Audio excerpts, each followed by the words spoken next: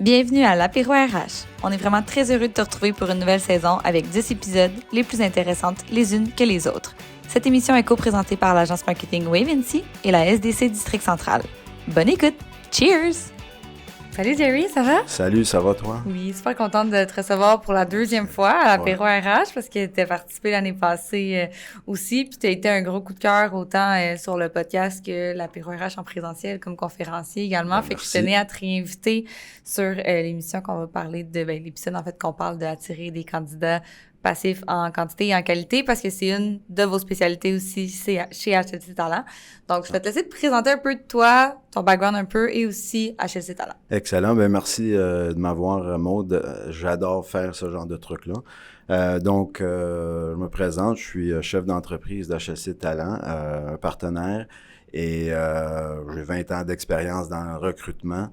J'ai commencé en agence et j'ai grandi en agence. Puis après ça, plus vers la consultation. Et depuis 2020, avec ma partenaire Mihaela, on a acquis ce qui était Evelipin Chenkarli, ce qui est maintenant HLC Talent.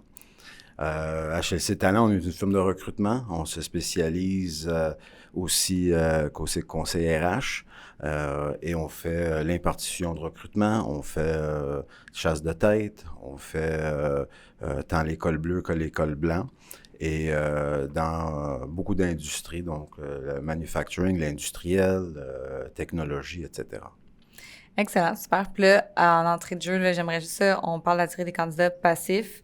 Peux-tu juste décrire qu'est-ce que c'est? Parce que c'est pas tout le monde non plus. C'est quand même un terme qui est relativement nouveau, je pense, d'appeler ça les candidats actifs, passifs. Considères-tu que c'est quelque chose qui est nouveau? C'est juste qu'on en parle plus récemment. C'est ça. Ben, je pense que le fait qu'il y a une pénurie de main-d'œuvre, là, les gens se posaient des questions actifs, passifs. Moi, candidat passif, ça a toujours été dans le recrutement, ça a toujours été quelque chose qu'on recherche. Donc, un candidat passif, c'est quelqu'un qui n'est pas à la recherche active d'un emploi. Par contre, ça reste quelqu'un qui a une ouverture à s'il y a des opportunités, qui aimerait s'entendre, mais n'est pas activement à la recherche de savoir c'est quoi ces emplois-là. C'est un candidat peut-être qui est dans une situation qui son travail est hésitant par rapport à l'avenir, qui va occuper ou pas ce qui est en ce moment dans une entreprise? Ben c'est ça. Et je veux dire, les gens, tu sais, il y a des gens qui sont bien dans leur entreprise, il y en a qui sont bien dans leur rôle, ils se disent je suis correct, je suis bien.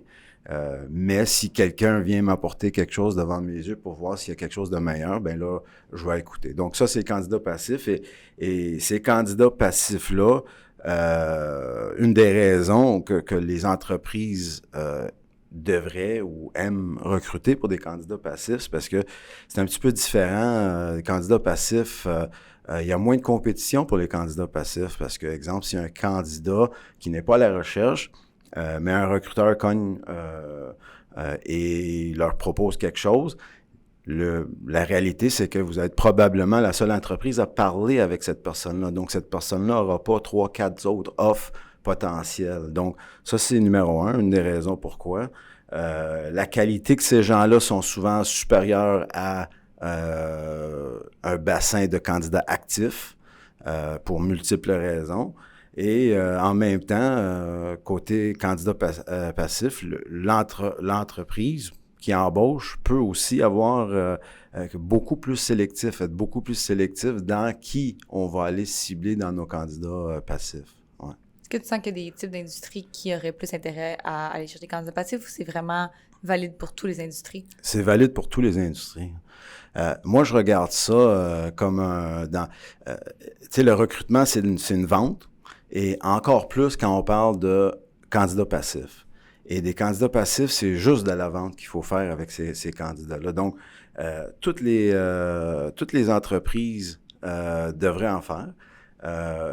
Pour différents rôles, c'est juste d'avoir une stratégie bien définie de ce qu'on veut faire et ce qu'on veut aller chercher.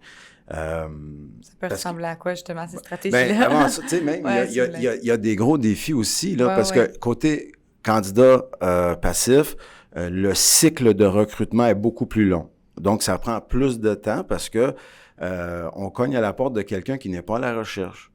Et moi, souvent, je dis, En vente, en marketing, il y a le concept push-pull. On peut utiliser le même concept dans le recrutement, qu'il faut faire un petit peu de pull, un petit peu de push, et ça prend du temps. Donc, l'autre défi de recrutement passif, c'est que ça va prendre plus de temps. Le retour sur l'investissement, si on veut, va être moins que sur les candidats actifs parce que c'est plus long, ça prend plus de temps et souvent, on va avoir moins de résultats. Quand je dis résultats, je dis en termes de chiffre d'embauche de candidats passifs qu'actifs, c'est juste normal. Mm-hmm.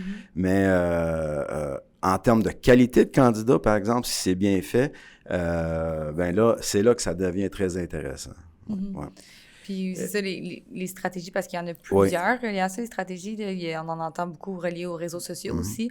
De votre côté, bon, le côté candidat passif, c'est quelque chose que vous faites depuis quand même assez longtemps comme stratégie? Oui, absolument. Ben, comme agence de recrutement, on n'a pas d'autre choix. La chasse de tête, comme on appelle ça, ça fait partie de qui on est et une grosse partie de nos candidats. Sauf que dans une agence, on peut parler à un candidat passif. Puis tout d'un coup, pour nous autres, ça devient un candidat passif, mais actif pour nous autres parce que là, on a communiqué à cette personne-là. Je dirais stratégie, tu sais, les choses, les classiques à faire, c'est ça. C'est promouvoir les médias sociaux, promouvoir la marque d'employeur, avoir des journées portes ouvertes, que ce soit dans des usines, dans des entreprises, que les gens peuvent venir voir, il y a des emplois, peuvent amener leur exemple, des événements de réseautage. Ça, c'est toutes des bonnes manières de créer du momentum, si on veut, avec des candidats passifs. OK? Ce que je dirais, c'est qu'il faut que ça soit bien fait. Et c'est là que ça tombe entre les cracks. C'est que c'est pas souvent c'est fait à moitié. Okay? Et je dirais que une des premières choses à faire, comme n'importe quoi, c'est de définir les objectifs. Fait que je donne un exemple. Okay? On est une entreprise on a de la misère à embaucher, on sait qu'on aura besoin d'une relève, exemple, avec des ingénieurs mécaniques. Okay? Exemple. Ben à ce moment-là, on peut avoir une stratégie de recrutement passif pour nos ingénieurs mécaniques qu'on veut avoir. Et on peut, exemple, dire, on se fixe comme objectif qu'on veut avoir 500 candidats passifs qui sont des ingénieurs mécaniques dans une industrie X et puis dans une zone géographique. Là, c'est précis. Et là, tu commences à bâtir tes pipelines de candidats, dans des bases de données, où ce que tu penses. Et après ça, donc ça, c'est une manière de le faire. Donc ça, c'est l'objectif. C'est quoi? C'est un chiffre, d'un skill set géographique. On a ça. Là, une fois que tu bâtis ça, là, je fais quoi avec tous ces noms? Et c'est là que c'est là que ça tombe. Parce que souvent, il faut créer des relations collantes, si tu veux, avec des gens. Les gens avec qui je parle aujourd'hui, peut-être il n'y aura pas de besoin aujourd'hui, peut-être même eux ne seront pas intéressés, mais si le contact se fait d'une bonne manière, authentique, quelque chose d'intentionnel, mais à ce moment-là, on commence à bâtir des relations avec des candidats passifs. Et là, c'est là que ça devient très intéressant et c'est là qu'on commence à avoir un impact avec nos stratégies pour côté candidat passif. Ouais. Vous, de votre côté, chez HS Talent, est-ce que tu dirais que ça prend combien de pourcentage de votre stratégie globale des candidats passifs? Est-ce que c'est presque 100%? Je dirais facilement 80%, okay. Ouais, passif versus actif. Nous, vis-à-vis d'une entreprise, nous, on a plusieurs clients dans différentes industries. Donc, si on a un rôle de directeur de finances et qu'on se décide d'aller vers 50 candidats passifs, c'est notre objectif dans une zone géographique, etc., avec les bonnes études, etc., mais là, on va avoir 50 candidats potentiels pour un autre client. Donc, pour nous autres, cette base de candidats passifs devient active. Mais pour des entreprises, souvent, ils savent pas comment le faire, ils n'ont pas les ressources à les faire. C'est pour ça que le côté impartition de notre business, c'est où ce qu'on aime travailler avec nos clients, c'est sur des projets comme ça. On va bâtir, c'est aller chercher des candidats passifs, bâtir des listes de candidats passifs, activement exécuter le plan de recrutement. Donc, c'est notre expertise et souvent, les entreprises, c'est quelque chose qu'ils mettent en impartition parce qu'ils n'ont pas vraiment les ressources, ni le temps, ni les budgets à mettre à ça. C'est ça, parce que comme tu dis, ça prend de la prévision, il faut prévoir d'avance. C'est pas demain matin, on va recruter quelqu'un de cette technique-là. En fait, il faut être capable de préparer d'avance ça. Puis souvent, les entreprises sont tout le temps sur la réactivité plus que de la prévision, là, surtout en temps de pénurie de main-d'œuvre. Exactement. Ouais. C'est quoi pour toi qui définit la différence entre la chasse de tête puis aller rechercher les candidats passifs? C'est la même chose. C'est la même chose. Sauf que quand on fait de la chasse de tête, on fait de la chasse aussi avec des candidats qui sont plus ou moins actifs aussi des fois sur des différents réseaux sociaux ou qu'on connaît d'autres postes qu'on a comblés, qu'ils étaient peut-être un candidat intéressant ou dans le processus avec un autre client. Après qu'ils ont fini le processus, mais ça se peut qu'on leur demande, écoute, on a un autre client qui a un autre rôle similaire. Mais le passif puis la chasse de tête, pour moi, c'est la même chose. On va aller chercher des gens qui sont assis à leur bureau, sont heureux dans leur travail, sont corrects. Puis là, on va venir et on voit qu'un petit choc, dire « Hey, on a un beau poste, on va vendre le poste, on va leur dire c'est quoi les bénéfices du poste, c'est quoi les avantages pour eux, pour le poste. » Et c'est là le pitch de vente pour chaque poste est différent. C'est pour ça que je dis la communication. Comment on communique avec les gens passifs, c'est la clé. Comment on recommunique avec ces gens-là et comment on leur amène une valeur ajoutée. Parce que souvent, c'est « OK, j'ai une job pour toi, j'ai une job pour toi », mais c'est pas juste ça. C'est de commencer à comprendre c'est quoi, toi, comme candidat, est-ce que tu veux? Si jamais on trouve quelque chose qui est dans tes souhaits, est-ce que tu serais ouvert à... Et là, ils vont dire souvent oui. Et là, c'est de présenter et de leur donner une valeur. Donc, voici, de leur donner exemple dans les discussions. Souvent, je dis aux recruteurs, donne-leur un petit peu d'infos sur le marché. Parce que souvent, ils ne sont pas au courant. Ben voici, le marché est rendu à ça, côté salaire. Là. Le marché est rendu où ce que tant de semaines de vacances, où ce type de projet est à la mode présentement dans ton industrie. Donc, c'est des choses que nous, des informations qu'on ramasse de gauche à droite, mais on donne une valeur ajoutée à ce candidat-là, dire « Hey, il nous a parlé pendant 15 minutes, puis lui, il raccroche, il dit « J'ai appris quelque chose, j'ai eu une information intéressante. » Là, on crée une relation sticky. Et des fois, l'autre chose, c'est dans la communication, c'est que c'est pas tout le monde qui aime communiquer de la même manière. Donc, ça prend aussi une idée d'une stratégie de dire, bon, OK, oui, il y a LinkedIn, on peut envoyer des messages via LinkedIn, mais dans LinkedIn, ça se perd, il y en a, tu sais, on n'est pas les seuls, donc ça se peut qu'il y en a 50, puis ils ne lisent pas. Il y en a que c'est par courriel, il y en a que ça peut être par texto, il y en a par des annonces ciblées dans des différentes, où ce qu'on achète des annonces à cibler à des gens qui ont un titre spécifique, encore une fois, la géographie, etc. Donc, il faut qu'on fasse plusieurs choses pour arriver. Il n'y a pas une chose que tu peux faire et dire « Ah, c'est juste tout ce que je fais ». Non, c'est une stratégie, ça prend plusieurs choses, puis il faut qu'il y ait une constance dans ce qu'on fait. Ouais. En marketing, j'appelle ça un peu une chorégraphie de contact, dans le sens que la personne a te voir quelque part, là, ça retient un petit peu une conversation, après ça, te revoit ailleurs, fait qu'après plusieurs contacts, des fois, il y a une prise de décision qui est faite, puis c'est à travers plusieurs différents médiums ou peu importe. Ouais. Là, donc, et c'est ça le parallèle entre les ventes et marketing et le recrutement. Et souvent, je le dis, puis ça, on pourrait le garder pour un autre épisode, là, mais le recrutement d'aujourd'hui n'a plus quasiment rien à voir avec les ressources humaines. Puis je dis ça, je sais que on recrute des humains, je sais qu'il y a une ligne dotted line, on dit en anglais, entre mais les recruteurs, c'est des gens qui sont capables de vendre. C'est des gens qui savent comment vendre et le succès est là. Fait que tu sais, je dis pas ça, je le dis tout le temps, mais des bons recruteurs sont capables de vendre des postes.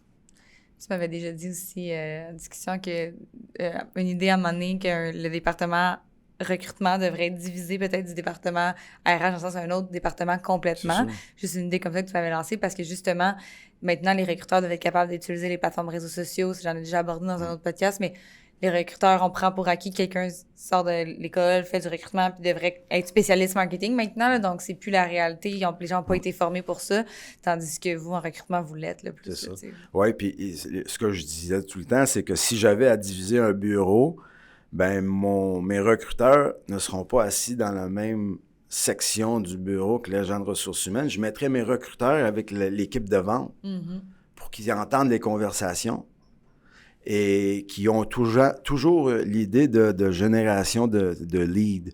Et pour nous autres, un lead, c'est une personne qui est prête à travailler et qui veut des opportunités, mais c'est ça. Fait que c'est très, très, très similaire à des ventes. Et c'est ça que je dis. Quand on communique bien avec les gens, puis parce que tous ces gens-là, ça prend un CRM. Ça prend un ETS pour gérer tous les candidats. Et la communication, oui, il y en a des centaines. Moi, j'aime les plus spécifiques pour des recruteurs, pas des grosses machines qui sont pour tous les aspects de ressources humaines. J'aime vraiment le spécifique pour recrutement, mais quand est-ce qu'on communique, comment on communique avec ces gens-là, qu'est-ce qu'on partage avec eux, puis je pense que aussi, aujourd'hui, il y a des petits trucs que je pourrais donner d'exemple, OK, que pour aller chercher des candidats passifs faciles, des choses faciles qu'on pense jamais. Okay? Je pense que dans ma carrière, puis si je regarde, je dirais que 3/4 des CV aujourd'hui qu'on reçoit, les 3/4 ont 2 à 3 références à la fin. Donc, il y a des gens qui mettent à la fin référence sur demande, mais je dirais que facilement 2/3 mettent 2 ou 3 références en bas. Ça, c'est une mine d'or.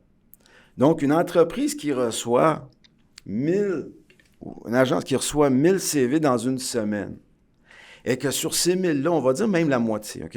Donc, 1000, la moitié, c'est 500. Si sur 500 CV, tu as 2 à 3 références, puis souvent, les références, c'est des boss, c'est des gens plus haut placés, puis tu as le nom, le titre, tu as le email, tu as le numéro de téléphone, tu as tout ce que tu as besoin. Donc, ça, c'est une manière facile à bâtir un pipeline de candidats passifs qui sont déjà fournis. Et là, tu sors, tu sais, dans une semaine, tu as une liste de 1500 gens que tu n'avais pas avant, puis avec leur titre. Là, tu rentres ça dans ton CRM, dans ton ATS, comme une vente, c'est un lead, et avec leur titre et tout. Donc, tu vas voir, bon, qu'est-ce qu'on a... Est-ce que cette personne-là peut aider aujourd'hui dans un poste? Si oui ou non, mais la communication avec ces gens-là pour commencer. Donc ça, c'est un petit truc de rien, là, mais c'est ça. Et souvent, même, je dirais, les cols bleus, ils en mettent plus. Les cols bleus, quasiment, c'est 100%, là, qu'ils mettent leurs références. Donc, c'est le surintendant, le superviseur, le directeur de l'usine, tu sais, très intéressant comme source de candidats. T'as-tu d'autres petits trucs de même? Je sais que t'en as plein, le mec. Non, mais même, je dirais, exemple, tu veux bâtir des candidats passifs, tu sais, chaque industrie a un congrès. Et souvent, ces congrès, c'est des gens de vente.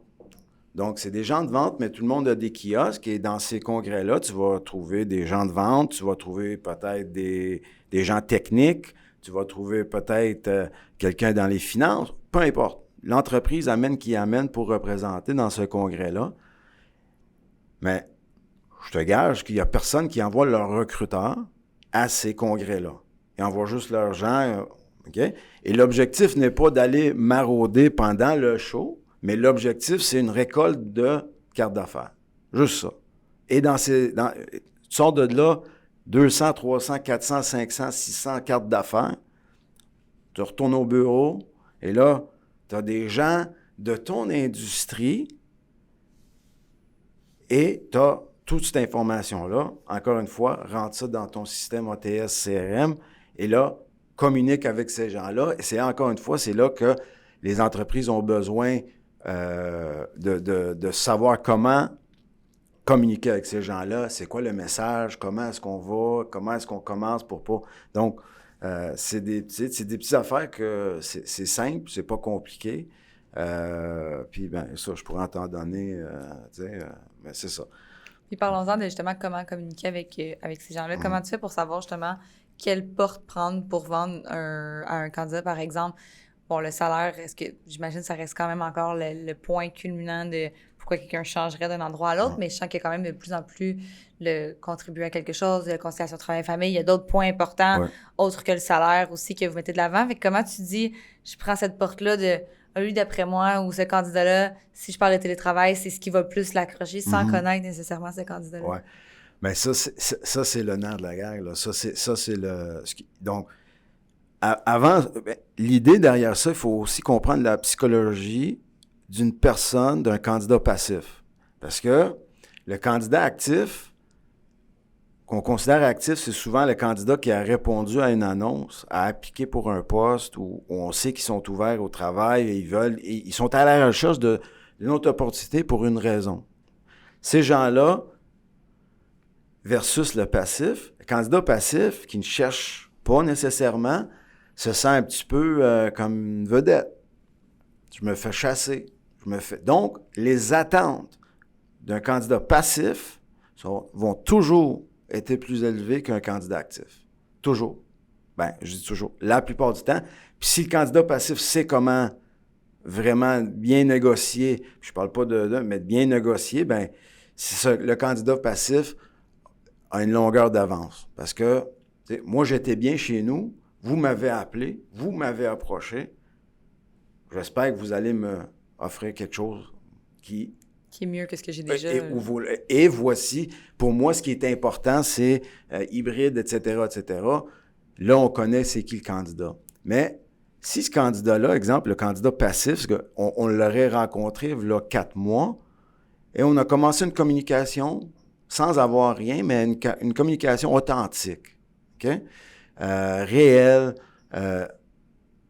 Quand vient une opportunité, mais on connaît déjà ce candidat passif de là 4 mois, on connaît déjà ce que cette personne-là recherche. Puis que cette personne-là dit, peut-être pour moi, les avantages sociaux, c'est moins important, mais j'aimerais plus un salaire plus élevé, mais j'aimerais ça 3 semaines de vacances, mais j'aimerais ça travailler sur ce type de projet, peu importe. Là, on connaît bien, on est capable de mieux saisir c'est quoi ce que le candidat-là recherche quand l'opportunité vient. Donc, le travail a été fait déjà.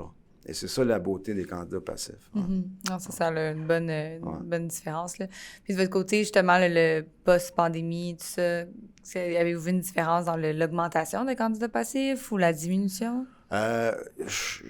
Il y avait à un moment donné des gens c'était beaucoup plus actifs qu'on était, tu sais, c'est pas, je pense qu'il y avait même des termes qu'on utilisait parce que les gens changeaient de job tellement, ou le great, je sais pas trop quoi, le recession, les gens qui laissaient leur travail, il y avait, pendant la pandémie, je pense pas que c'est du data qu'on peut vraiment utiliser. Je pense que c'est vraiment, ça a été bizarre, puis il faut juste les laisser comme ça, OK? Depuis ce temps-là, je dirais, le nombre de candidats passifs, ça dépend toujours de le montant de temps et énergie que tu vas mettre dedans. Fait qu'il y en a-tu plus, y en a-tu moins? Non, mais si on a besoin de plus, on va faire des efforts pour faire des choses, des stratégies et exécuter pour qu'on ait plus de candidats passifs dans nos pipelines. C'est sûr et certain. Mais pour dire plus ou moins, je pourrais pas, je penserais pas, non. Je pense pas qu'il y a de corrélation. Là, en termes d'action opérationnelle, là, un petit peu qu'on a parlé de LinkedIn, on a parlé d'écrire par courriel. Y a-t-il d'autres points de contact comme ça, justement, pour que le candidat soit au courant que vous existez, juste un petit reminder de quelque chose? Comment vous le faites pour bien le faire sans être trop non plus intense, cet aspect-là? Oui, et c'est là que le plan de communication est important pour les gens passifs. Faut les recibler, mais en même temps, des fois, exemple, on peut les demander à s'abonner à un genre de... infolette, une infolette, c'est ça, une infolette, excuse-moi, j'avais le terme en anglais, une infolette de notre entreprise ou de notre industrie, puis une infolette que les ressources humaines font avec les communications, et puis à tous les mois, ces candidats vont recevoir. Donc, ils peuvent recevoir. Donc, cette communication-là, ça veut dire que, tout à l'heure, quand j'ai dit des relations collantes, là, des sticky, là, c'est comme ça qu'on crée ça. Parce que cette personne-là va le voir. Et si cette personne-là se tanne, ben il peut décider de s'enlever de la liste d'envoi. Et c'est fait. Au final, elle reçoit des postes qui sont selon son type de... Est-ce que cette infolette-là est segmentée par type d'industrie, par type de poste? Ben ça pourrait être par industrie. Ça pourrait être une infolette par rapport... à certains types de postes dans cette industrie-là. Ça peut être une infolette par rapport à un produit que l'entreprise fait. C'est pas toujours c'est pas toujours d'aller après les candidats pour dire que j'embauche. On comprend, ils savent. C'est de créer une relation qui n'est pas là, mais est là, puis savent qui on est, et de garder cette relation, tu sais, pas chaude, mais... Ouais, je comprends ce que tu veux dire. Ouais. Maintenant, c'est pas vrai.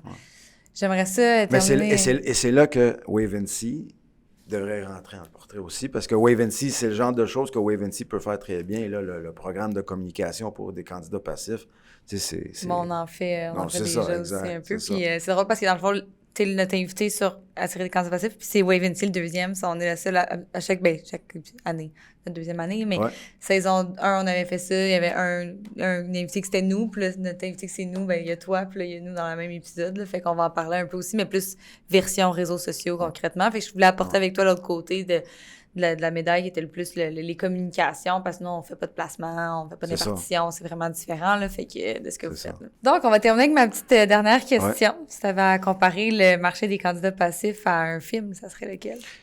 Candidat passif à un film? Ben, je vais choisir un film de sport, mais c'est du sport, mais je pense que la plupart connaissent avec Tom Cruise, Jerry Maguire, parce que Jerry Maguire était un agent joueur. Et un de ses joueurs, l'acteur était Cuba Gooding Jr., je pense, l'acteur, et lui était un agent libre, justement, qui voulait signer un gros contrat, et dans le film, il crie « Show me the money! Show me the money! » Et que ça serait Jerry Maguire, c'est pas mal un candidat passif, ça serait ça le film. Excellent. Merci Jerry d'avoir encore été présent pour l'apéro RH saison 2.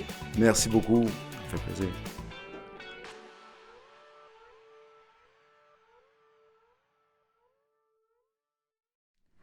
Allô Simon, ça va? Ben oui, toi, Maude. Oui, ça va, merci. Écoute, je suis super contente qu'on ait la chance de se jaser aujourd'hui parce que, l'épisode juste avant, on parlait, j'avais fait un petit segment surtout avec Anthony sur tout ce qui est recruté sur les réseaux sociaux.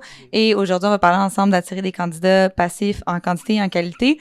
Pourquoi qu'il y a Wave & See sur le podcast aujourd'hui pour parler de ça? Ben, tu le sais, mais c'est vraiment parce que c'est une de nos spécialités de faire du recrutement sur les réseaux sociaux, mais aussi de venir attirer des candidats passifs avec certaines techniques et solutions qu'on a créées au fil du temps. Mais avant ça, j'aimerais peut-être juste que tu te présentes. C'est quoi ton rôle chez Wave & See, tout ça? OK.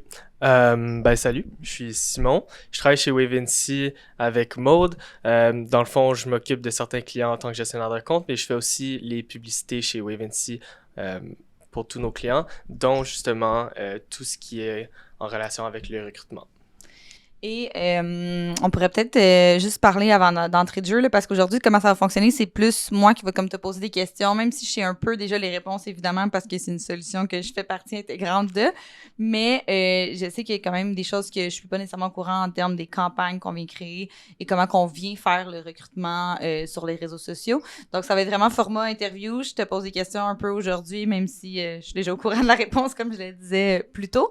Mais d'entrée de jeu, j'aimerais peut-être juste expliquer aux gens comment qu'on a commencé à faire du marketing de recrutement sur les réseaux sociaux. Puis c'est il y a environ 3 ans.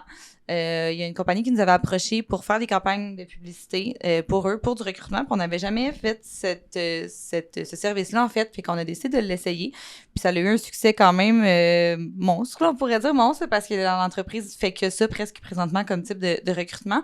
Puis c'est à ce moment-là que quelques temps plus tard, on a décidé de créer une solution de recrutement qui englobe, oui, le marketing, mais plusieurs autres aspects du RH aussi à travers ça.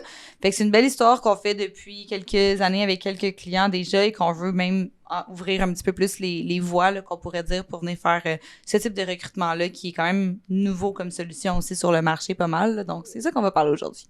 Yes, absolument. Ouais, c'est hyper cool que ça s'est passé, justement, ce contrat-là. C'est une multinationale qui a plusieurs points de travail vraiment à travers Canada, États-Unis et Mexique. Et ce qui est le fun, c'est qu'on a grandi avec eux et on a appris avec eux aussi à travers le temps. Donc, c'est ça qui nous a permis de vraiment se sentir confortable de venir créer ce service-là et de l'ouvrir à d'autres.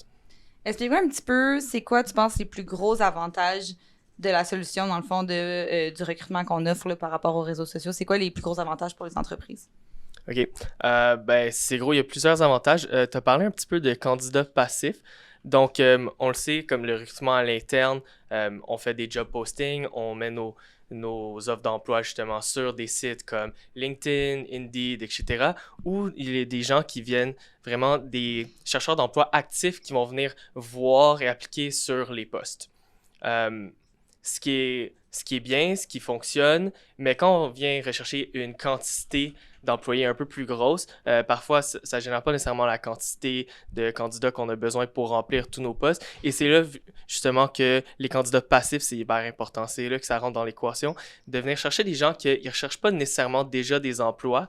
Peux-tu clarifier pour toi c'est quoi un candidat passif vraiment? Là, genre, il y a plusieurs descriptions différentes, là, mais tu peux l'expliquer de différentes façons aussi. Oui, absolument. Donc un candidat passif, c'est quelqu'un qui n'est pas en recherche d'emploi couramment. C'est quelqu'un qui a potentiellement déjà un emploi ou qui ne cherche pas nécessairement d'emploi, mais que si on lui donne l'opportunité justement d'un emploi qui l'intéresse, d'un emploi qui est possiblement meilleur que le sien en ce moment, que lui, il voit de la valeur ajoutée à cette offre d'emploi-là, il va venir appliquer, mais que justement, il n'aurait jamais appliqué sur une offre d'emploi sur un site d'embauche traditionnel. C'est pas quelqu'un qui recherche un emploi, donc c'est quelqu'un qui est passif. Il ne volera pas, mettons, un camionneur, c'est un camionneur parce qu'il ne cherche pas nécessairement. Exactement, il ne cherche pas d'emploi en ce moment, mais que, si on lui donne l'opportunité, pourquoi pas un petit changement de vie, meilleur emploi, c'est sûr que ça fait du bien à tout le monde là, de prendre des meilleures opportunités quand ils viennent. Donc, un candidat passif, c'est super important en termes de quantité, justement, parce que on le sait, le taux de chômage en ce moment n'est pas extrêmement élevé. Il n'y a pas beaucoup de personnes qui sont nécessairement à la recherche active d'un nouvel emploi. Donc, on vient leur parler sur les réseaux sociaux, justement, où ils passent leur temps, les candidats passifs. Si tu es un candidat passif, toi, Maud, tu passes pas ton temps sur Indeed à chercher un emploi au quotidien, eh bien, tu passes ton temps, par contre, sur les réseaux sociaux. Les gens, ils sont là et c'est là qu'on vient montrer nos publicités, justement, pour des emplois, pour des offres d'emploi, des embauches, etc. à ces gens-là. Et les candidats passifs, ils se disent « Ah, ben oui, pourquoi pas? » Et là, justement, ils cliquent, ils se renseignent un peu plus et ils appliquent à ce moment-là. Peux-tu nous expliquer un peu comment ça se passe, justement, l'expérience du candidat quand il passe à travers notre solution stratégique RH? Oui. Il y a plusieurs façons de faire. Bien évidemment, là, on peut passer par le site web de l'entreprise ou on peut passer par ce qui s'appelle un lead form. Le lead form, c'est quelque chose d'extrêmement simple et c'est là que vraiment on va rechercher une masse de candidats extrêmement élevée. Donc, on sort même pas des réseaux sociaux. Vraiment, les gens, ils voient l'offre d'emploi sur le site, que ce soit Facebook, Instagram, peu importe, ils cliquent sur le bouton « Appliquer maintenant » et là, ça ouvre un formulaire directement dans l'application. On parle un peu plus en détail de, justement, c'est quoi l'offre, c'est quoi les candidats qu'on recherche, etc. Et là, directement dans le formulaire, on a des questions qui qualifient les candidats déjà à la base. Donc, vraiment, ils ont le choix des questions choix multiples, des questions de développement court, mais vraiment, ça prend que quelques secondes à 1 minute ou 2 remplir ça. Et là, on a leur information de contact qui vient directement des réseaux sociaux. Ça se remplit automatiquement pour eux. Nom, numéro de téléphone, adresse courriel, etc. Et ils nous envoient le formulaire. Et là, boum, ils ont appliqué. Simple comme ça. Ça a pris 2 minutes et demie maximum. Et on a une candidature. Pas de CV. C'est sûr que ça dépend vraiment pour quel poste tu es en train de recruter. Il y a des postes que clairement, on a besoin de CV, on a besoin de... Oh, pardon. On a besoin d'aller un peu plus loin dans la candidature pour vraiment comprendre.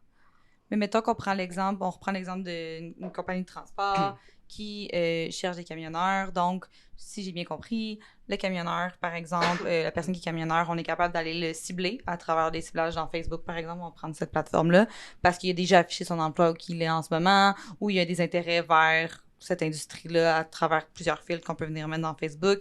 Il voit une publicité en défilant sur fil d'actualité, une photo de ma tante, une photo de mon oncle, une pub de, dans le fond, qu'on engage chez Groupe X, Y, Z. Et quand il clique sur la publicité de l'entreprise parce qu'il est intéressant d'en savoir plus, peut-être sur les conditions salariales ou peu importe, il remplit non, ça se pré-remplit tout seul.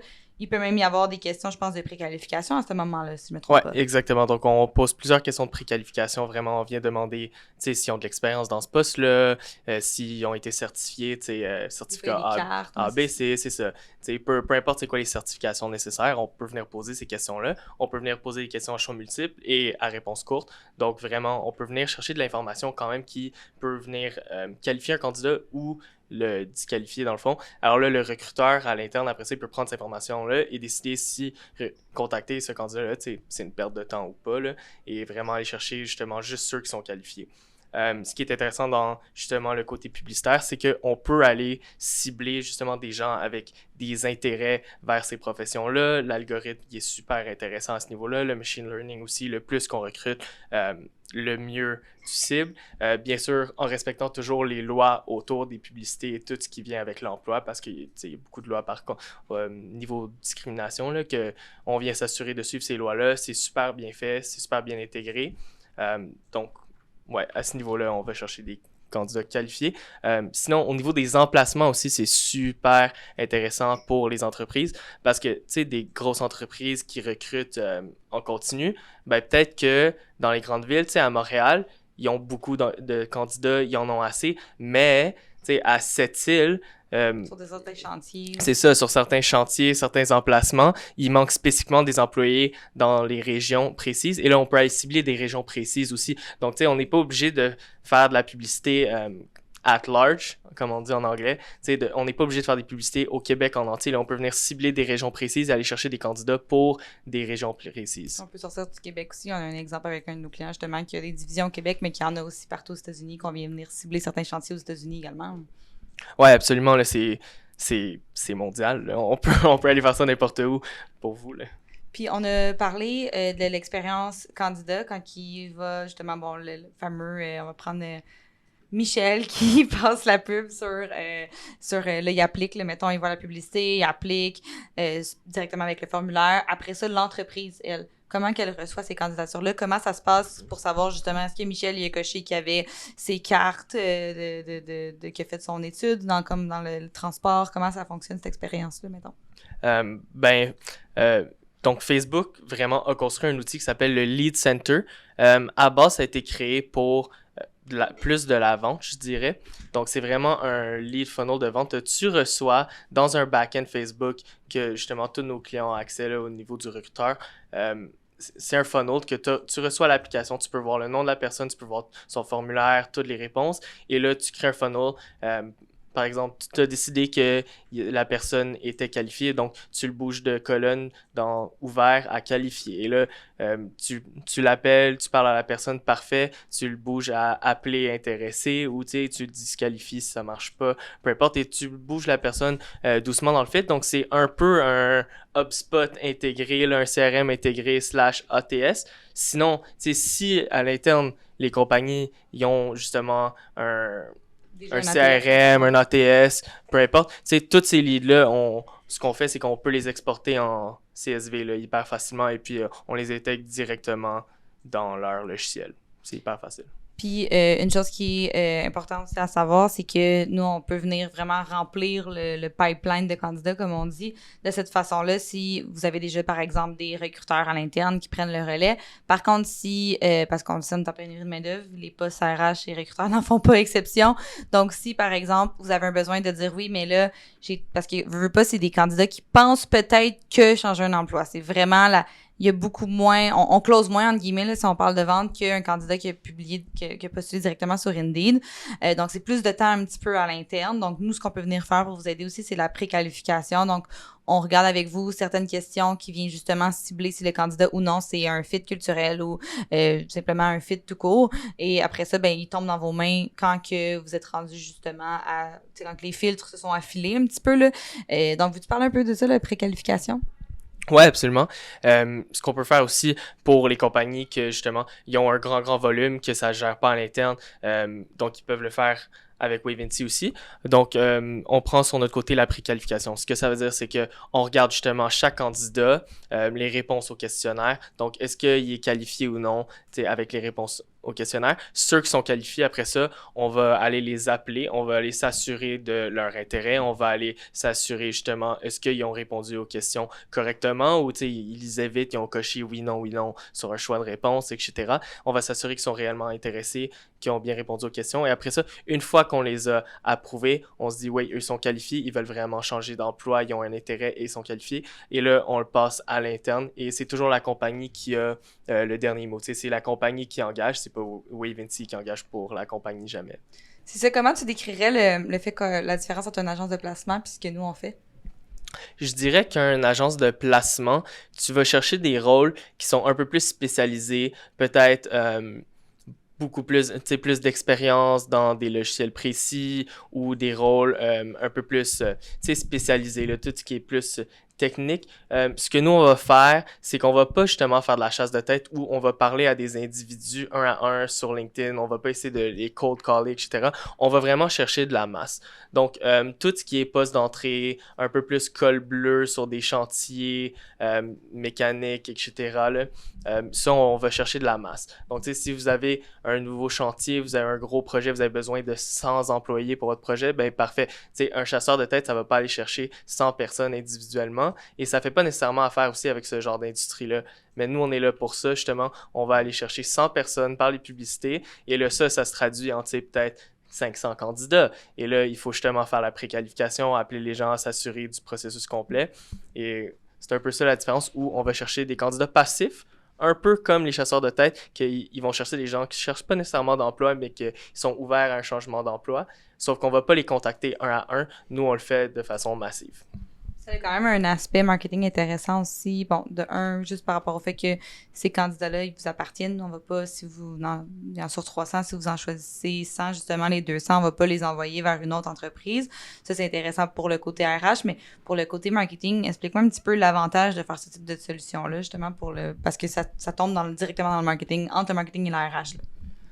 Ouais, c'est vrai qu'on est dans le marketing RH, c'est un nouveau terme là, depuis une couple d'années, et c'est vrai que le recrutement, c'est devenu un extrêmement gros enjeu là. Dans les compagnies, on le sait, je pense que la pénurie de main-d'œuvre, ça fait le tour, tout le monde en entend parler. Donc, il y a un aspect qui est vraiment compétitif. Fait que là, on vient combler ça à partir du marketing de performance où justement, nous, on fait de notre possible pour aller chercher le plus gros nombre de candidats au plus petit coût. Et là, je me souviens pas nécessairement de la question de base. C'est plus l'aspect de visibilité aussi que je voulais apporter, soulever, là, le fait que au final, c'est pas Wavency qui trouve des candidats, c'est ton brand qui est mis de l'avant. Il y a aussi un côté marque employeur à travers ça qui est très fort. Les gens qui veulent travailler leur marque employeur, ben, c'est une belle solution, mais je voulais que tu m'expliques un peu cet aspect-là. Oui, absolument. Ben, au niveau de la visibilité, c'est incomparable dans le sens que on parle d'un coût par vue sur les réseaux d'environ une dizaine de dollars par 1000 vues. Donc, peut-être que pour remplir vos offres d'emploi, il y a 1 million d'impressions de vos publicités. À ce moment-là, il y a vraiment beaucoup de gens qui voient vos publicités. C'est quasiment de la pub pour vous, en plus du recrutement. Et les gens, ils se disent « Wow, cette compagnie-là, elle recrute. Regarde, elle est technologique, elle est avancée, elle fait des belles publicités pour venir recruter sur les réseaux. Elle est à jour. » Donc, il y a ce côté-là qui est intéressant aussi. Je me suis penchée sur la question hier, justement, sur qu'est-ce que, en action marketing, qu'est-ce qu'il y a d'autre qui existe à part notre solution qui vient vraiment chercher les candidats passifs. Puis j'ai pensé à quelques petites choses que je vois passer régulièrement, ben les panneaux sur l'autoroute, tu sais. les panneaux sur l'autoroute, on recrute ou des choses comme ça, il y en a de plus en plus. Mais au final, personne va lâcher son volant ou se stationner sur le côté pour postuler, tu sais. Au final, tu vois un autre panneau, puis t'oublies. Fait que là, ça vient vraiment moins chercher, mais c'est un moyen quand même qui vient, qui coûte beaucoup plus cher aussi, possiblement, mais, et aussi la pub radio. Il y en a beaucoup aussi qui font des publicités radio, puis je l'entends souvent aussi pour des types de postes comme le nôtre, donc col bleu, tout ça, publicité radio, on cherche des peintres, on cherche des mécaniciens à tel endroit et tout ça, prime de bienvenue, donc, mais encore là, les gens écoutent beaucoup la radio dans leur voiture, donc on se ramasse avec le même problème, tandis que nous, c'est vraiment différent, c'est ton téléphone. Habituellement, quand t'as ton téléphone dans les mains, t'es pas au volant, on espère. On espère. Non, mais c'est vrai que tu apportes un excellent point, Maud, que justement, les gens y appliquent sur le coup. Donc, t'es pas en train de perdre ce candidat-là parce que justement, il est pas prêt à appliquer quand il voit la publicité. Il voit la publicité, il applique tout de suite et c'est fait en 2 minutes. Puis souvent, psychologiquement, tu rentres chez vous, t'es fatigué de ta journée, peut-être que t'as eu une mauvaise journée, là, tu vois une pub d'ailleurs. Ben, des fois, ça vient te titiller un peu, là, en termes de candidats, là. Ouais, absolument. Ce qui est difficile aussi avec les autres types de publicité, tu sais, tout ce qui est panneaux d'autoroute, télévision, radio, c'est que tu comprends pas nécessairement ton retour direct. Tu sais, comme tu fais ces publicités-là, tu croises tes doigts puis tu te dis, j'espère qu'il y a des gens qui vont appliquer. Et oui, c'est vrai, là, ça fonctionne. C'est clair qu'il y a des gens qui voient les publicités et qui appliquent après, par la suite. Mais avec, tu sais, notre solution Mais ton coût par CV, ton coût par candidat, tu peux pas les avoir concrètement. Exactement. Avec nous, tu sais, tu peux savoir directement ça t'a coûté combien engager une personne à partir de la publicité, tu sais, dollar par dollar, tu peux suivre toutes les étapes et me dire, wow, une embauche, ça m'a coûté, tu sais, 63 $. Parlons de statistiques, justement. As-tu des exemples de statistiques pour un poste en soi qui te vient en tête, là, donc transport ou mécanicien ou un type de poste que tu as déjà travaillé, en fait, là, que tu sais combien que c'est environ par CV que ça coûte, combien qui a été embauché suite à ça? Ouais, absolument. Donc, il y a plusieurs choses qui rentrent dans l'équation. C'est clair que des postes en région éloignée, ils coûtent plus cher que des postes en ville. Il y a des choses comme ça que c'est un incontournable. Et en même temps, ça vous surprendrait peut-être, mais c'est pas nécessairement vrai. Des postes fly-in, fly-out d'usine ou de mine en région, et que là, c'est ouvert à une plus grosse cible, justement parce que c'est fly-in, fly-out et ils peuvent vivre autour de n'importe quel aéroport. Ça coûte beaucoup moins cher qu'on pense recruter à ce niveau-là. Donc, c'est quand même intéressant. Je pense qu'on recrute beaucoup de camionneurs et je suis quand même confortable à dire que, tu sais, des camionneurs dans la région de Montréal, par CV, c'est en dessous de 2 $. C'est entre 1,70 à 2 $. Après ça, c'est sûr qu'il faut, après ça, rajouter des coûts, tu sais, au niveau de la personne qui fait de la qualification, des employés à l'interne, les coûts publicitaires, etc. Mais, tu sais, en termes de recevoir un CV d'un camionneur dans la région de Montréal, 1,70 à 2 $ par coût publicitaire. Je serais à l'aise qu'on parle des statistiques de IGA, justement, parce que on a l'étude de cas sur notre site web directement qu'on va mettre à jour possiblement dans les prochains jours, parce qu'on a eu des nouvelles de la fin de saison là, il y a quelques jours. Je sais pas si tu te rappelles par cœur un peu des statistiques qu'elle nous avait partagées, parce qu'en fait, ce qu'on fait avec IGA, ben IGA, c'est une franchise, dans le fond, fait que c'est avec 3 différents IGA dans le Nord, la famille Jasmin, et ça fait plusieurs fois qu'on les aide à venir chercher des postes comme caissier, caissière, boulangère et tout ça. Et je pense, si je me trompe pas, ils ont réussi à recruter 11 personnes en 3 mois de pub. Donc, on avait fait 1 mois et demi au début de l'été, 1 mois et demi à la fin de l'été. Ça ressemble à ça? Ouais, c'est encore mieux que ça parce que ça, c'était juste pendant le deuxième 6 semaines. Fait que 6 semaines, 11 personnes de recruter. 7 encore à l'emploi, je pense. Ouais, 7 encore à l'emploi. C'est certain que la rétention employée à l'interne, c'est pas quelque chose que Wave&C vient toucher, là. Puis c'est sûr que certains rôles, certaines compagnies ont de la meilleure rétention. On parle des postes étudiants, souvent c'est un poste qui a la rétention, malheureusement. C'est pas les postes qui a le plus de rétention, là, mais... Ouais, ce qui est intéressant, c'est qu'on a fait une campagne justement ciblée à ce que ça soit pas des étudiants. Je pense qu'au début de l'été, on fait des campagnes avec eux ciblées justement pour des emplois d'été, des étudiants. Et là, on est venu vraiment aller chercher des postes plus temps plein pour des gens peut-être un peu plus âgés, sans de discrimination, bien sûr, sur l'âge. On est allé chercher, tu sais, mais juste dans les textes, dans les visuels, dans ce qu'on visait comme cible. Et on est allé chercher des gens, justement, qui sont là à temps plein, que c'est pas des temps partiels, c'est des travailleurs qui sont là pour rester longtemps et que c'est leur emploi de vie, là. C'est une carrière. OK. Tu penses que la place des réseaux sociaux dans le recrutement, ça va ressembler à quoi dans les prochaines années? Ben, il y a plusieurs facteurs, mais c'est clair que ça va augmenter, là. C'est clair que ça devient de plus en plus compétitif, le recrutement. Les gens, ils se battent pour recruter des employés qui sont talentueux, qualifiés, bons. Après ça, c'est clair que là, il y a de l'immigration qui rentre en jeu, qu'on a peut-être plus de main-d'œuvre qui arrive, moins de main-d'œuvre, mais dans tous les cas, faire bonne impression pour des employés potentiels, ça passe par ton image de marque, c'est quoi? T'sais, ça passe par tes employés disent quoi sur toi, ça passe par tes réseaux, ils disent quoi sur vous aussi, etc. Donc, dans tous les cas, ça va jouer un gros rôle. Et veux pas, il y a une diversification des moyens de recrutement qui se passe. Il y a toujours des nouvelles solutions, il y a toujours des nouvelles façons de recruter. Et les job boards, c'est une façon qui existe depuis longtemps. Et là, c'est clair qu'on passe à la prochaine génération. C'est ça aussi, la nouvelle génération, tu sais, il y a de moins en moins de CV, beaucoup plus avoir tout rapidement, là, en fait, là, je m'inclus un peu parce que je suis comme entre les deux, mais ça reste que, je pense que cette méthode de recrutement-là aussi vient vraiment répondre aux besoins de la face que le candidat veut en termes de quand ils sont plus jeunes un petit peu, là. Je sais pas si je l'explique correctement, là, mais... Ben, c'est clair que la nouvelle génération est habituée d'être sur les réseaux sociaux. Exact. Et c'est là qu'il faut parler à ton audience cible aussi, là. Si tu viens recruter des gens en début de carrière qui vont être plus jeunes, ben, tu vas venir le faire sur les réseaux sociaux. Tu vas pas aller le faire sur la radio, là, les journaux, exact. Donc, si les gens veulent nous contacter pour avoir plus d'informations, comment ça fonctionne, c'est que vous contactez directement Simon ou Wavency ou nous sur toutes les plateformes possibles. Peu importe la plateforme, ça nous dérange pas. Et on peut regarder ensemble un petit peu les postes que vous avez recrutés. De notre côté, c'est sûr que ça dépend vraiment des postes. Là, on est assez transparent là-dessus. On est conscient qu'on va pas aller recruter un CEO en faisant des campagnes sur les réseaux sociaux. Donc, on est assez ouvert et transparent pour vous guider sinon vers les bonnes ressources qui vont pouvoir vous aider pour aller recruter ces postes-là. On n'est pas, comme tu l'as bien dit, on n'est pas une agence de placement, on n'est pas une firme de chasse de tête non plus. C'est très spécifique ce qu'on vient répondre comme besoin, mais en même temps, ça répond à énormément de besoins qu'il y a sur le marché de l'emploi en ce moment. Donc, t'avais-tu un petit mot de la fin? Non, mais c'était bien le fun de jaser avec toi. C'est rare qu'on travaille le jour ensemble, fait que c'est le fun de passer du temps justement à parler de Wavency. Yes, à bientôt!